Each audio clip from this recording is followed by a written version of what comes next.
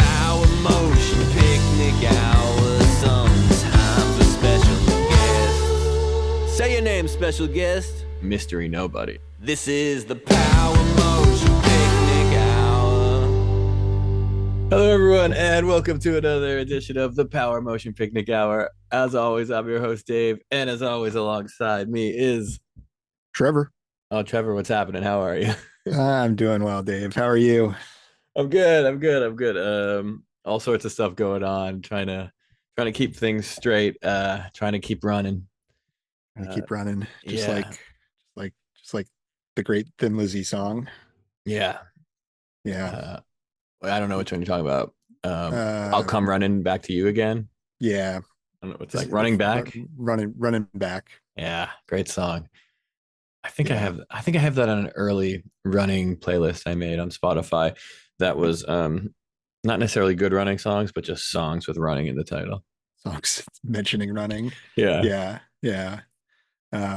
That's great. I'm guessing you've also been doing a lot of actual running because you got a big event coming up. So much running. Less than 2 months from the New York Marathon. So I've gotten a little more serious about upping the mileage, and I've done pretty good with that. Ran I ran a few miles earlier today. I ran 7.5 miles yesterday, about 4 the day before that. Nice. I did a nice 13.1 over the weekend, and even another 13.1 last week. So yeah, Excellent. putting on the miles.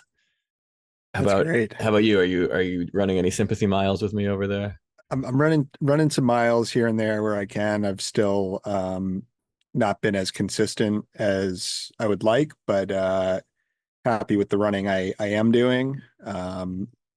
If I reflect on the year in running, it's definitely been a lot less miles than the past 2 years, but doing what I can. That's all you can do, right? Yeah, sure. I mean, we're all running our own race. Yeah. Gotta remind yourself that when you're looking at the 50,000 people around you in the New York Marathon. I'm not racing all these people. That's right. Or analyzing Strava stats from a 3 mile, 10-minute mile run. I'm celebrating yet another year of not being on Strava. I think that's great. I've the toxicity of Strava definitely comes through. I've tried to step away from most aspects of it. I do like to track distance and elevation, so those are the things I'm kind of using it for still. Yeah. I'm even like trending in the opposite direction where I'm trying to figure out ways to get rid of my cell phone altogether. Because Awesome. some of my favorite runs usually I run without one. I just leave it at home, and that's great. I'm just a big fan of not having a phone with me when I'm out of the house. I was thinking about that as a concept the other day, because we've talked several times in our more informative episodes about perceived exertion and things of that nature. I was wondering if we should just go to perceived mileage. Yeah. And that might be a way for me to just boot Strava out entirely. And I think I have a good enough handle on it now. I generally have a gut feel for my pace, having run faster before, having kind of understood the pace I'm running at now. Like, I can give you a pretty accurate read on the amount of mileage I do in a time period with, understanding my level of effort and everything. I think same. I think I generally know how far I'm running. My run earlier today was a good example. I don't know how far I ran, and it was I didn't even have like a pre-chosen route. And I have a good reason for that. One thing I've been trying to do recently with the marathon approaching is not just up the mileage, but up the incline in my runs, because Nice. I know that made a big difference when I ran LA in March, was that I trained a lot in Central Park and I was ready for the hills. And so recently I haven't been running in Central Park as much, but I've started running the bridges more. I've talked previously about running home from Brooklyn at night over the Williamsburg Bridge.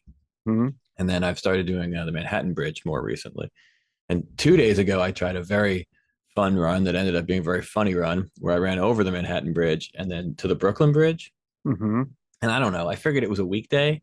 Brooklyn Bridge gets pretty crowded for anyone who hasn't been there. It's a big tourist attraction, and people walk over it, and it's really beautiful and fun to do. And I've walked over it before, but I'd never run over it. But and the Manhattan Bridge is not crowded. But then I got to the Brooklyn Bridge at lunchtime on a Tuesday, and it was just like it was like running through a bazaar in like a film where you're trying to get away from like someone chasing you, and there were just so many people there the whole way across, and it was ridiculous. Definitely seems like it's a lovely run otherwise, so I'll definitely have to go back at earlier morning times and when it's colder out and stuff like that. Um, but my run today, what I did was I ran over Manhattan, and then I wanted to just kind of explore other ways I could run over there before turning around. And so I just kind of improvised my way down to the river and ran along the river for a while, and then turned around and just did it backwards. Yep. Yep. But well, so I don't have any idea how far I actually went because of that. Your Brooklyn Bridge experience sounds very much like a scene from an Antonioni, movie or something. Yeah, it was great. If I did have a running playlist on, it would have to have some kind of crazy, I don't even know what, like film score music, like I'm thinking of like the opening of Darjeeling Limited when Bill Murray is in a cab and then running to try to catch that train, and there's this like ridiculous Bollywood music playing that makes you feel frantic and rushed and nervous. Yeah. So that's what I would have been listening to on repeat. I think most Wes Anderson soundtracks would lend themselves well. I'd say they mostly run. I mean, that soundtrack in particular, I know has it's got Strangers by the Kinks and a number of other classics on there. Yeah. Well, as he's running up the platform, you might remember he gets overtaken by the three main characters of the film, and the soundtrack switches to This Time Tomorrow by the Kinks. And he doesn't make the train. And they all run, and they do catch the train.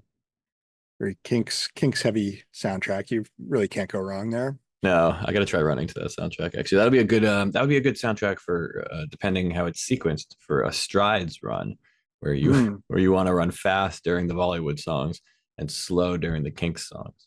Yeah, that's our Wes Anderson soundtrack running suggestion of the week. New segment. New segment. Yeah, we'll try that out next week, and maybe let us know if you tried it out at home, or just let Dave Rawlings know, and he'll pass along the message. Yeah, that's great. Yeah. So I guess changing gears a little bit. Well, did you have anything else on weekend running? No, I think that's it. We could circle back to it later if anything pops into my head. My weeks in running have become a little bit repetitive. It's kind of the same old story. But so yeah, I don't really have much to report on this end. Okay. Mediocre weekend running again. Well, there's something for that. Running the middle path we used to talk about a lot. So we'll make this the new definition of that.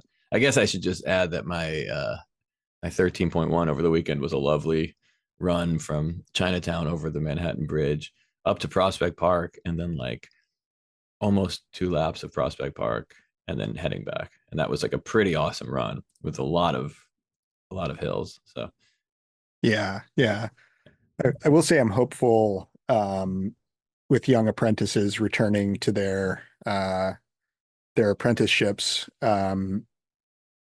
I have more structure in my day-to-day, which should allow for some more consistent windows of running opportunity. That's we'll check back on the next episode and see if that actually plays out. But that's been the case this week. I've been able to run several times because of that. So it's been nice. I can't wait to hear how that goes. And although we did kind of fail this past summer getting me out on a trail and a trail run, still like to do that sometime. And maybe it's a good time to remind you that I think you committed to run a road race marathon sometime in 2025.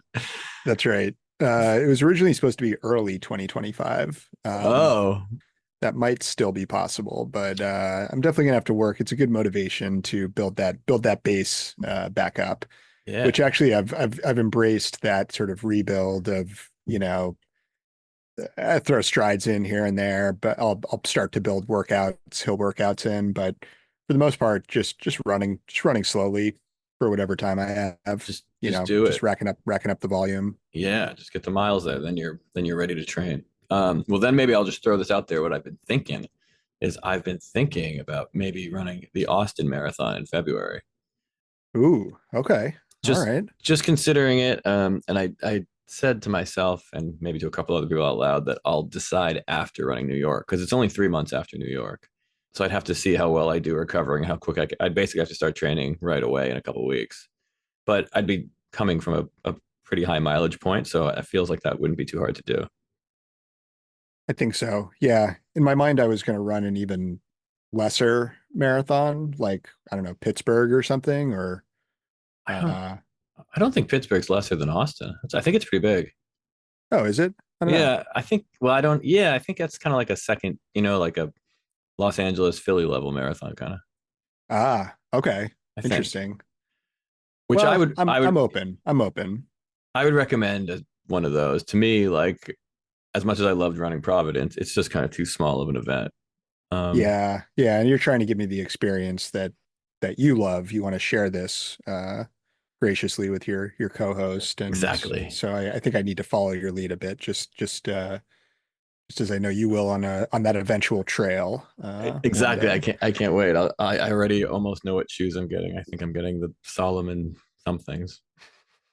Oh yeah, yeah. I think you mentioned those. I think it's a great choice for you based on your gear shed analyzing the past several gear shed reviews. That looks like a good pick for you. Yeah. Well, okay. So that's not even weekend running, but you were going to change gears to a new topic, I believe. Yeah, yeah. I mean, I think we need to pause and just reflect on some really amazing accomplishments of special guests. It's been a really a banner week in running for some special guests. Happy to just kind of lightning round through some of those achievements. Let's do it. All right. So let me see, I got to get my notes up on this one. Okay. Um, in uh in the world of Paralympics, still ongoing for the next 3 days as of the recording of this episode, which Okay. highly recommend tuning in. Some really awesome athletes competing in some really cool ways. So Eva Houston, special guest, competed in the 100 meter and got a fourth place finish just behind Hanyu Lan of China, 2/10 of a second difference. Oh, wow. That's amazing. Congratulations, Eva. That's huge. So that's huge. Yeah. Special guest Beatrice Hatz. I think she's competing in several events. I know she scored her first Paralympic medal in the long jump, which does involve running prior to jumping, You got to run right up to that white line. and she got a bronze. And I still think back to we actually talked to her a bit on that episode about the mechanics of long jumping with the blade Yeah. and how you actually get a lot more efficiency jumping off the blade. And so yeah, obviously rooting all of our special guests on, but a couple great accomplishments there. Yeah. Congratulations. And I highly recommend watching Beatrice's bronze medal jump. Long jump is such a fun event to watch anyway, because anybody who can jump long enough to be competitive in that is just kind of throwing themselves in the air. and Hmm. and then which is kind of and then luckily it's a sand pit you're landing so it's okay, but then and then so Beatrice, her landing is even a little more, I don't know what the right term for it would be, but she just throwing herself out there as far as she can and then landing as safely as possible within the constraints of what she's trying to do, and so it's kind of great as she just kind of like crashes into the ground. Huck and pray. Yeah, that's right, it's a classic huck and pray, and it's beautiful to watch. Yeah, and my favorite part about that clip, which I think she shared on her Instagram, I think we might have reposted a story about it, but just her excitement and joy afterwards, just the celebration is really cool to watch too. Oh yeah. So Yeah. she knew she had landed a medal at that point, and it's a pretty special moment. Pretty amazing. I'm just going to keep going. I mean, this has Yeah. been a busy week of accomplishments. Keep chugling. We got some accomplishments from both of our special guests, both Oh, Wills. okay. Will Sheff played a remarkable tribute, or what would you call it? A It's almost fundraising event for y- the local land trust. yeah, that's right. The Upper Valley Land Trust in Upper Valley, New Hampshire. Yep. Whaleback Mountain in Enfield, and sure we'll get to that a little bit later. Several of us attended from the Power Motion Picnic our community and just put on a great performance. Really a special Yeah, night for everyone, I think. that's right. Yeah, no actual running, but a hell of an accomplishment. A bit of a reunion of the original Ockerville River lineup. Mm-hmm. Good to see multiple special guests and listeners in person at that event. So that was nice. And maybe no actual running at it, but there was some dancing. There was some elevation gain by people just kind of walking around the Mm-hmm. the non-snow covered ski trails of Whaleback. So just a beautiful evening in general. I was surprised to see a sometimes listener from Vermont probably log the most vert at the event, with several trips sort of up the mountain a bit, Yeah, in various directions. More of a bumble than a run, but still some strong work. I did demonstrate a downhill running to just a section of downhill running to that sometimes listener as well as listener Dan as I was leaving the hill to come back down to the base area. it's kind yeah. Showed off a little downhill Okay. running skills. So there's a little running. I missed that. I might have been dancing at the time, or eating chili, perhaps. Definitely one of the two. But yeah, that a classic example of the why climb, saunter, bumble slightly up Whaleback Mountain, because it's there. Yeah, yeah. Got to take it in from all angles. All right, moving on, and we'll probably come back to that. I'm guessing because we have some exciting mailbag that hit sort of Oh, okay. related too. But I'm glad to hear. special guest Will Peterson now with these. He held the unsupported long trail fastest known time. Has now we heard he was going for it, and he did achieve the supported. Did the whole long trail in under 4 days, which is kind of unfathomable. That's insane. And I think he did it unsupported in like 4.5, right? Yeah, yeah. Wow. Crazy. And Congratulations. I really liked his write up. Just very gracious, gives just tremendous credit to everybody but himself, the person who actually sort of traversed those 100 miles He, in the fastest time ever, but just the whole crew and the support system, and just a really nice sort of acknowledgement that it's a community effort. yeah. Kind of like in that Monty Python skit where the police go to arrest him. He says, "It's not my fault. Society's to blame." And the cops go, "He's right. Arrest everyone else." Like that. It's kind of like that. Yeah. Yeah. Yeah.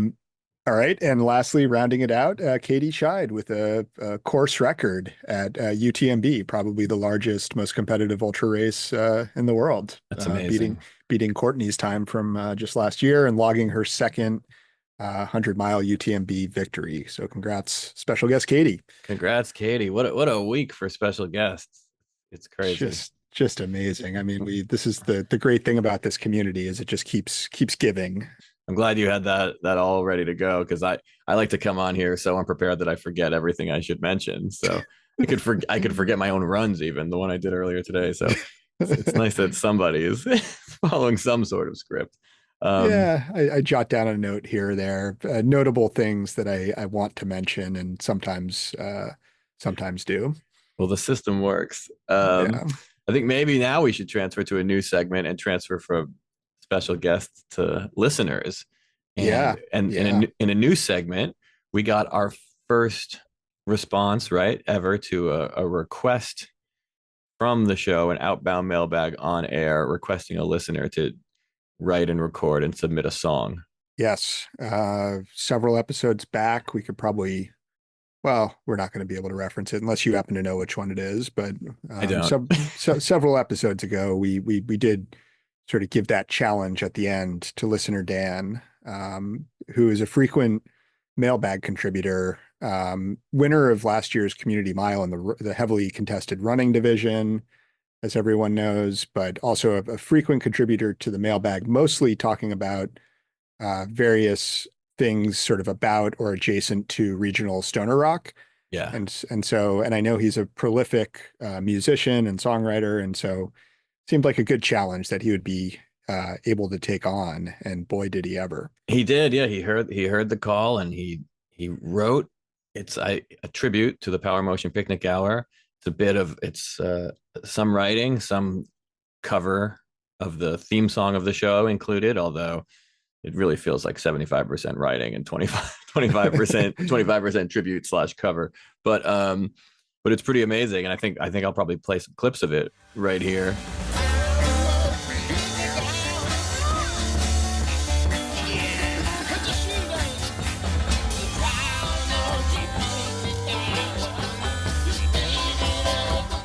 And then maybe we'll put the entire song at the end of the episode. So if anyone, I think that'd be great. Yeah. And I think for those who haven't already, just it's available on Spotify. It's available on the major platforms. Go ahead and add it to your favorite playlist. You can also find it on the Power Motion Picnic, our official playlist, also available on Spotify. So a lot of ways to get that great tune from listener Dan. Yeah, and maybe while you're there, try it out, see if it runs. And please do let Dave Rawlings know if it runs, and then we'll talk about it, and maybe we'll see if it runs. And definitely while you're there, check out his other music, because he's got lots of songs on Spotify, and he's an awesome songwriter. I don't know how well they all run, but they're all nice to listen to. So that's right. Yeah. I think that's what actually spurred it too, was maybe a mailbag entry, but also some really beautiful releases coming out. Tends to release singles, sort of focuses in on a track, releases it, and onto the next one. And the variability is just impressive. The range, the blending of styles, and just a real craftsman, a real master of his craft. Yeah, so we really appreciate that. That was awesome. We hope you guys like it. And yeah, like we said, stay tuned at the end of the episode. We'll edit that in after the theme song fades out. I can't wait. This is exciting for us too. What a time to be alive and also a podcaster. Popular or not, although it's nice to be a popular podcaster. Good place to be. That was a new segment, and I always love new segments. How about we go for an old segment, and maybe we go stroll into the gear shed for a minute. Let's do it. I headed down this past weekend to my local running shoe store, and because all my shoes are getting kind of worn out, and I needed something new, and I'm trying to figure out what to run in the marathon, and I like to switch it up. So I had my foot scanned and put through all the whatever. I hadn't done that in a while, and I used to always run with a neutral shoe, right? At least as long as I knew what a neutral shoe was. And I assumed before I knew what a neutral shoe was, I was also running in a neutral shoe. But then a couple of years ago, they pointed me at stability shoes. So I've been running in those. And then at this last scan this past weekend, they put me back in a neutral shoe. Oh, so I've changed. It's good I got scanned again. They said I don't need I'm not overpronating anymore. Well, that's good. What shoe did you end up with? Or did you try several? I tried several. I don't really remember what they're all called. I tried an Asics that was a very helpful salesperson at Fleet Feet on 14th Street helped me with, and she runs in those. And I said, "Oh, how many miles a week do you run?" And she said 2, and we laughed because I think I had told her I'm doing like 30 something. So I said, "All right, well maybe they were good, but maybe her recommendation didn't mean as much." And then a pair of Adidas that were similar to the last Adidas I'd been running in. I can't remember what they were, but then I settled on the shoe I really wanted, which was recommended by our very own female gear shed testing correspondent, her newest shoe that she loves, and now my newest shoe, the Saucony Endorphin 4. Oh, very nice. It's a great shoe, and I ran in it. I've run in it 3 times since getting them, and I loved it every time. I'm gonna try it out on a big run this weekend. Gonna probably do about 14 and a half miles on Saturday. So, do you happen to know, was it the Endorphin Speed or the Endorphin Pro? I don't know. I mean, I could. Okay. The shoe's not in the room with me right now. I think either way, you've got a plate in there. It's a plate shoe. You got a plate shoe. Yeah. Oh, it's very different. And that's almost the only thing that maybe made me consider not getting it, was it felt different. They kind of feel weird to walk in. But they feel great to run in, and they spring you forward. They're really responsive. Not too much cushion. I guess some people complain they're too firm, but not for me. Not yet, anyway. I've done about 14 or 15 miles last few days. Like I said, I'm going to do a 14 and a half on Saturday. So if it feels good after that, I'm going to declare them good. That's great.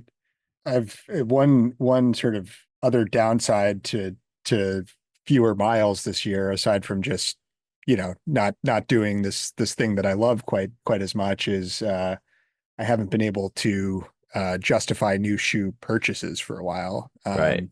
So kind of a combination of both trying to be a little bit environmentally conscious about it, get the most life as I can out of what I do buy. Partially not frustrate the unaffiliated member of the household that I live with. And yeah, and then partially just haven't worn through them. So I'm still rocking a couple shoes that a couple pairs that have kind of brought me through this year without a new shoe purchase for some time now. You'll get there. Yeah, no, I mean you got to wear them out, right, to justify the new ones, and it's a bit of a one of the more expensive aspects of what can in general be a fairly cheap hobby because there's you don't need much. You need some running clothes and some running shoes, but you do if you're doing 30 miles a week, you burn through those shoes pretty fast. Yeah, you start to, if not need, at least want some other things, rollers and recovery stuff, and you can definitely go down the rabbit hole of related running related gear, Yeah. if you don't watch out. No, but anyway, if you can swing it, it's pretty fun to buy new running shoes, and the Saucony Endorphin fours were pretty great, and so I'm pretty excited to keep running in those. I'm thinking I'll probably train in them all the way up to the marathon, and then get a new pair right before it. That's great. Oh, that's really great. Yeah, I've in lieu of being able to buy new running shoes, I've been considering a lot of running shoes. I've been looking at some various running shoe options, trying to plan out the next purchase. There are so many. But I I'm excited. know. I'm excited to be back in the world of neutral shoe runners because there are more options. Yeah, yeah, that's true. And I feel like I get drawn to like what I think of as like something more exotic, but not even they're not actually exotic really. It's just that I haven't been thinking about them or no one's suggested them. Like I'm in the store and I'm like, these Pumas look pretty cool. Like Yeah, there's nothing yeah. really that exotic about Puma as a brand. And like I've never heard anyone suggest a Puma running shoe. So Yeah, it's interesting. I mean, the world of trail running shoes, where I spend most of my time, there's all kinds of entrants into the space. Everybody wants a piece of that. So there's a lot of interesting options. There's some specialized brands, there's some classics, but ultimately I like the gear shed style of you try a few things and you go with like we do with many aspects of life, you do what feels right. that's right. You just go by that. I love running around the running shoe store because I feel like I've spent so much time in that store in particular, but running shoe stores in general, that like I'm very comfortable just popping on shoes and running around the store where I think most people there are a little more, cautious and reserved. Hmm. And I'm just like, it's just a thing I do all the time. So I just run in laps around, around the racks and running, running around, the shorts and the water bottle rack. And other people I'm like, hey, you gotta try them out. Yeah, yeah. No shame in that. I liked when we were down in Austin a few weeks ago, female gear shed testing correspondent and myself, and that's where she got her Saucony Endorphin fours. And that was, Austin's not the same as New York for many reasons, but one being it's less congested and a lot of Yeah, space right outside this store. So when she put hers on, they're like, yeah, go outside, run around the block. yeah, And yeah. that's better, obviously, than running around the water bottle rack. They can't do that in New York because too many people would just keep running, not come Yeah, back. probably, right? I mean, yeah, I mean, I guess they could do it in Austin too, but They do that. I guess they could, but you know, harder maybe to harder to get lost in a less congested space, I guess. You're kind of maybe they'd let me though. I mean, like I'm in the computer, like when we did my new foot scan, they were like comparing it to my old one. Like I'm not like a mystery nobody. I'm like you could like look up I have like an account there, and like yeah, yeah. they can see Yeah, how that many guy's cool. anyone who buys as many goos as I do uh can't live without the running shoe store. So I can't, cut myself off by just running home. Yeah, yeah, that's true. I had that experience at a Marathon Sports in the Boston area. They let me try on a few pairs and run with them outside, which was very helpful. It's great. It actually took me away from a pair that I thought I wanted, and back to a tried and true. This was a while back now, but yeah, it was good to kind of go into the gear shed expecting one outcome and come out with an entirely different one. Oh yeah. I love going in just like a running shoe store, just wherever it is, like I think I talked about the time I went into the running shoe store in Cardiff when I was in Hmm. Wales. That was great. I think I wanted the Asics Gel Kayanos at that point. I've actually been looking at a pair of Asics trail shoes. They're not really known in the trail world, but they have a couple interesting models on offer at the moment. I always think I want them, Asics, because I don't know. Because I like my Mizunos, so I want to try out the other great Japanese running shoe, perhaps. Hmm. And then I did run in some Asics gels back in the late '90s. Yep. Yep. So I want to kind of go back to those days, but not that I was that fast then. So maybe I can blame it on the shoes. Yeah. It's all Asics fault. I'm certainly faster than, than I was. I mean, our community mile last summer with my, I'm going to call it a PR 623. I don't think I ever ran that as a kid. Hmm. Uh, and that actually brings us to another next week in running. Is that a segment? Is that it? We've probably had that one without calling it that. Well, I don't know. But yeah, go for it. Next week in running, possibly the next song listener Dan writes. It'll be for the next week in running segment. We can play every time we talk about it. On Hmm. Sunday, I'm going to run the Fifth Avenue Mile. Oh, nice. Yeah, I'm very excited about that. And the only downside is it's the day after a 14 and a half mile training run. Uh, So I don't know if the conditions are ripe for a PR, but I'll try. you can only try. I do think the environment, on the one hand, you'll have the energy from the crowd that you can feed off of, but there's also just the many people Yeah. in your way that there was a little bit of traffic on John V. Lindsay East River Track, but not like what I imagine the Fifth Avenue Mile will be like.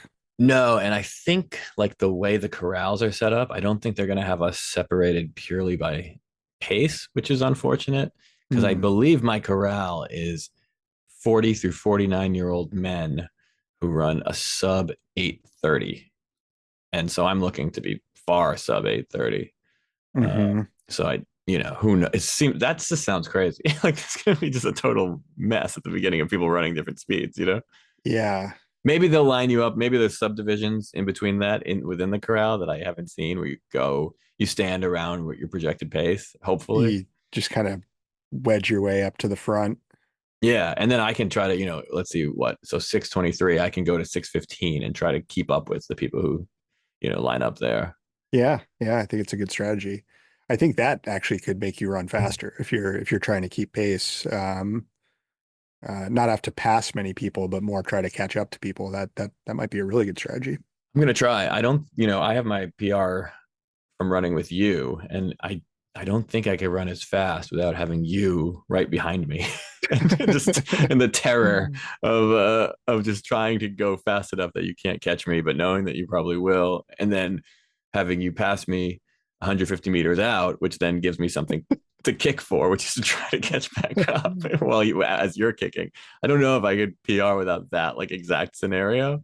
But yeah, maybe I will find somebody to lock onto who's like a great pace and just, stick Yeah. with them and maybe I can PR that way. Yep. Yep. For sure. I don't think there's a chance, but whatever. I'll report back next episode with my time and experience, level of enjoyment, community mile Yeah. style report. Community mile style. The Power Motion Picnic Hour is all about transparency and intellectual honesty, and that's part of it, right? The time will be the time. Yeah. And it also makes me think, are we going to do a community mile this year? We were supposed to. I was just reflecting on that we probably should have been doing it right around this time. Yeah. Well, we could still probably do it sometime. Maybe we'll do one a little later. Maybe we'll do it in the fall instead of a summer. Yeah. Yeah. Fall's We better running season anyway. we make up the rules here. That's one of the benefits of hosting a podcast. Yeah. Yeah, we can give listeners a little heads up here that Community Mile likely to come.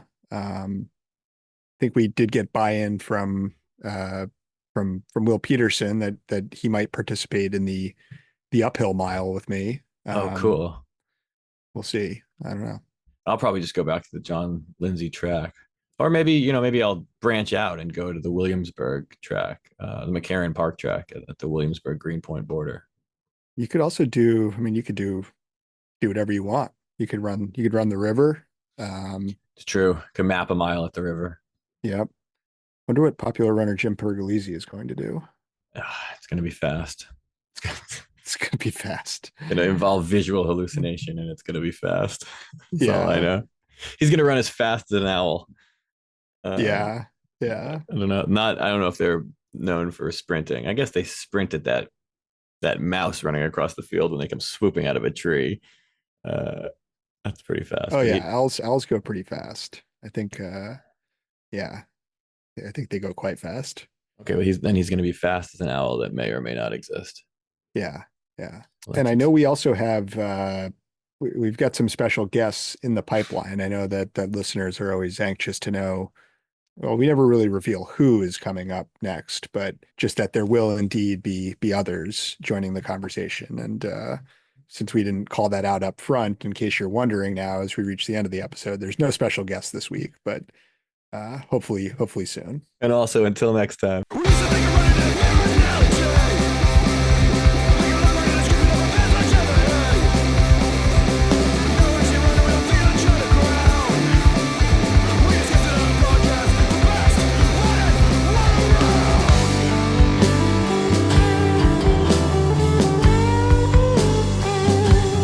This is the Power Motion Picnic Hour, your favorite of the few, with a mile of opinions that we'll gladly share with you.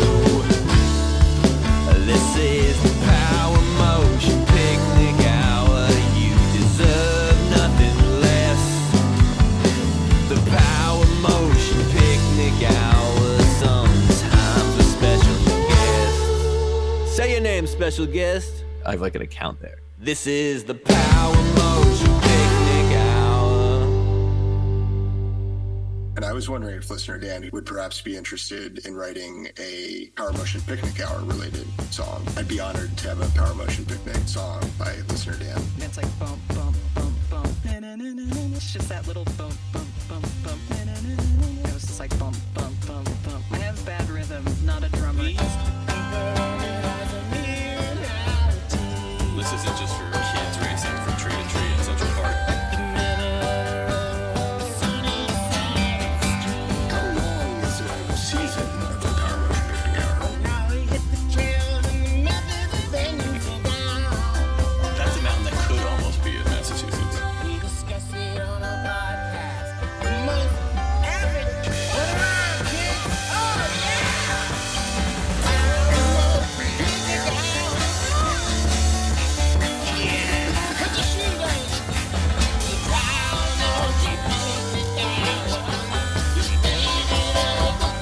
I asked Katie Shine what a hunt was. And it really gets me pumped.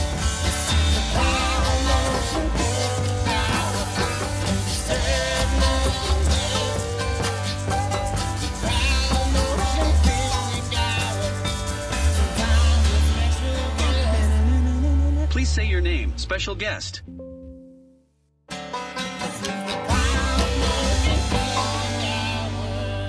I thought it was called Strides for Speed.